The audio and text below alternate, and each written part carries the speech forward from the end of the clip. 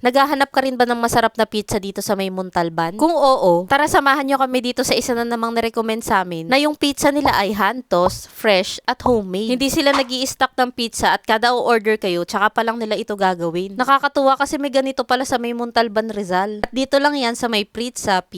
Yung pwesto nila nasa may gilid lang ng Pure Gold Montalban. Nasa may bandang kaliwa lang sila nito. Hindi lang pizza yung mapagmamalaki dito. Meron pa silang egg-based truffle carbonara. Sa pizza naman nila, tinry namin yung bacon cheeseburger. At sa baked chicken wings naman nila, yung garlic parmesan. At sa drinks, tinry namin yung brewed coffee. Kapag nag-dine-in kayo dito, talaga mapapanood kayo dito sa ginagawa nilang pizza. Naka-open kasi yung kitchen nila, kaya makikita nyo kung ano yung ingredients na nilalagay at kung paano nila ito pine-prepare. Solo order nga lang pala tong in-order namin, kaya napaka-cute nito, maliit lang. Bacon cheeseburger to, kaya more cheese. At may mga toppings na meats at bacon. Napakabilis nga lang nito lutuin kasi thin crust lang ito. Ang sarap nga mag-dine-in dito kasi mainit-init nyo pa talaga makakain yung pizza. Napakalambot nito, panalo rin sa lasa. Kapag natikman nyo na yung pizza nila, hahanap-hanapin nyo na talaga yung bagong gawang pizza. Ibang klase rin talaga kasi yung lambot nito pag fresh pang ginawa. Isa nyo pang dapat itry dito yung kanilang truffle carbonara. Hindi kasi ito typical na carbonara na cream yung sauce. Egg-based kasi ito at may truffle oil. Napakarami rin itong sahog na bacon. Dami nga naming na-try na carbonara. Sila lang yung egg-based na na-try namin. Next naman, ito yung kanilang baked chicken wings. Garlic parmesan nga pala tong in-order namin. Lasa nito, mas nangingibabaw yung parmesan kaysa sa garlic. Bagay rin talaga to katandem ng pasta or pizza. Walang breading yung chicken wings nila kasi binake to. Pero masarap pa rin yung kinalabasan ng lasa nito. Hindi kasi nila kayo titipirin dito sa parmesan. Isa nga pala to sa mga bestseller nila. Kung hindi nga pala kayo makakadayo dito, pwede kayo magpa-deliver at mag-message lang kayo sa kanilang Facebook page. Pwede nyo rin silang kontakin sa kanilang number.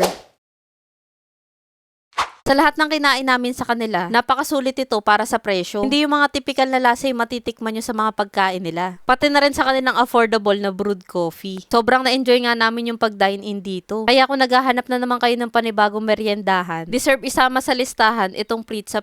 Siya nga pala guys, kagaya ng sinabi ko kanina, nirecommend lang sa amin to. Salamat po sa pag-comment kasi meron na namang kainan na deserve talagang dayuhin. Sa tinagal-tagal ko nga nagpupunta ng Pure Gold Montalban, hindi ko akalain na may masarap palang nagtitinda ng pizza sa gilid nito. Sa mga balak din mag-try dito, ang store hours nila simula alas 2 ng hapon hanggang alas 12 ng madaling araw. Kung naghahanap nga rin pala kayo ng panghanda sa mga espesyal na okasyon, pwede rin kayong umorder sa kanila ng maramihan. Kaya guys, try nyo na rin sila puntahan. Promise, hindi namin mauubos ng ganito yung pagkain namin kung hindi ito masarap. Kaya nga pala guys, kung may alam pa kayong masarap na kainan, na sulit dayuhin, pakilagay na lang po sa comment section para yun naman yung next naming pupuntahan. At para updated pa kayo sa mga food trip, huwag nyo kalimutang i-follow ang aking mga social media accounts.